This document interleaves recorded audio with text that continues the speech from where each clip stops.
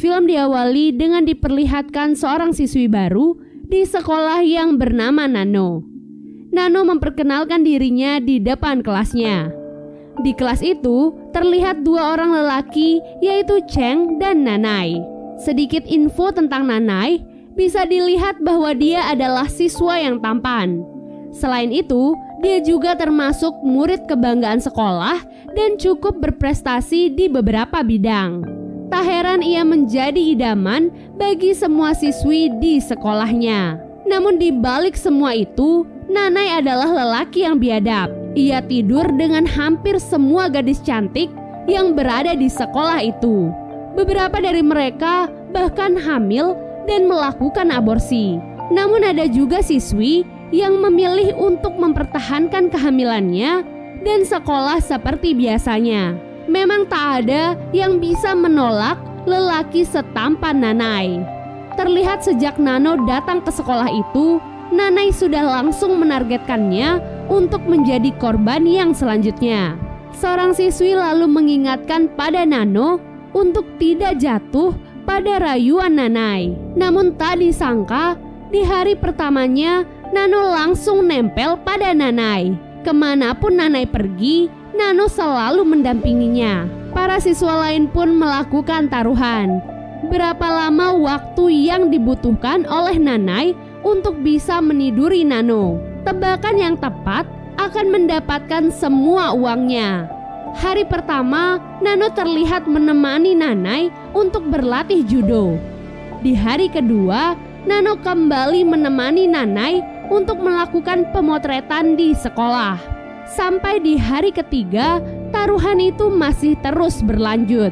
Scene lalu beralih memperlihatkan Nano yang bertemu dengan seorang siswi di toilet sekolah.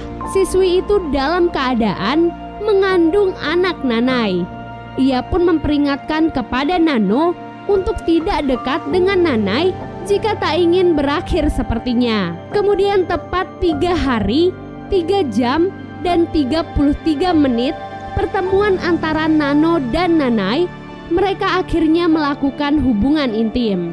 Setelah itu, kabar tentang Nanai dan Nano pun langsung disebarkan oleh Nanai sendiri. Taruhan pun dibuka untuk melihat tebakan siapa yang benar. Tiba-tiba Nano memasuki kelas itu dan murid-murid lainnya menjadi tak enak kepada Nano. Namun Nano malah dengan santuy duduk di atas meja dan membantu membuka tebakan dari teman-temannya. Tak diduga, ternyata pemenang dari taruhan itu tak lain dan tak bukan adalah Nano.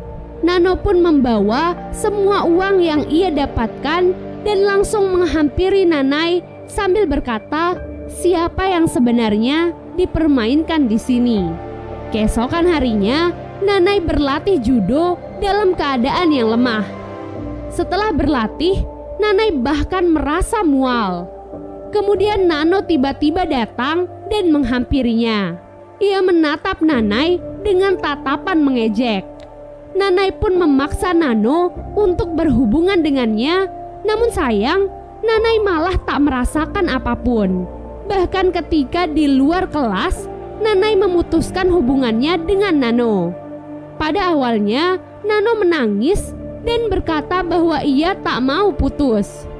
Namun setelah itu, ia malah tertawa dan berkata kepada Nanai bahwa setelah semua ini, Nanai akan merasakan sesuatu. Semakin hari, Nanai semakin merasakan perubahan di dalam dirinya. Mulai dari kelaminnya yang semakin mengecil, serta perutnya yang terlihat buncit. Bahkan orang-orang yang melihat tubuhnya itu menjadi ketakutan. Perubahan di diri Nanai perlahan mulai menyebar di sekolahnya. Nanai menjadi sering mual dan ia pun menyadari bahwa perutnya semakin hari semakin membuncit. Karena hal itu, Nanai pun memutuskan untuk memeriksakan dirinya ke dokter. Dan secara mengejutkan, dokter mengatakan bahwa Nanai saat ini sedang hamil. Meski kasus seperti ini sangat jarang terjadi, namun itulah yang terjadi saat ini kepada Nanai. Keesokan harinya, Cheng dan Nanai terlibat dalam perkelahian.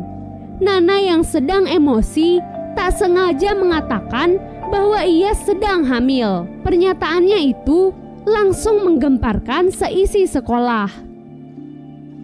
Dapat dilihat bahwa perut Nanai semakin hari semakin membesar. Nanai memandangi dirinya di majalah sekolah, di mana saat ini ia harusnya dicalonkan menjadi ketua OSIS dan menjalani kehidupannya yang sempurna. Karena malu pada orang-orang, Nanai pun memutuskan untuk pergi dari rumahnya dan tinggal di sebuah rumah kecil untuk dirinya sendiri. Ia melakukan segala cara untuk membunuh bayi di dalam kandungannya. Namun semua cara itu tak kunjung berhasil. Sepulang sekolah, Nano dihadang oleh Nanai yang sudah berdandan layaknya wanita. Nanai meminta Nano untuk bertanggung jawab atas semua yang terjadi padanya. Namun Nano membalas bahwa semua yang mereka lakukan sebelumnya dilakukan atas dasar sama-sama saling menikmati. Persis seperti apa yang selalu dijawab oleh Nanai dahulu saat beberapa gadis meminta pertanggungjawabannya. Setelah itu, Nanai pun bertemu dengan gadis yang ia hamili di tengah jalan. Nanai meminta maaf kepada gadis itu atas semua yang ia lakukan, dan gadis itu juga sudah memaafkannya.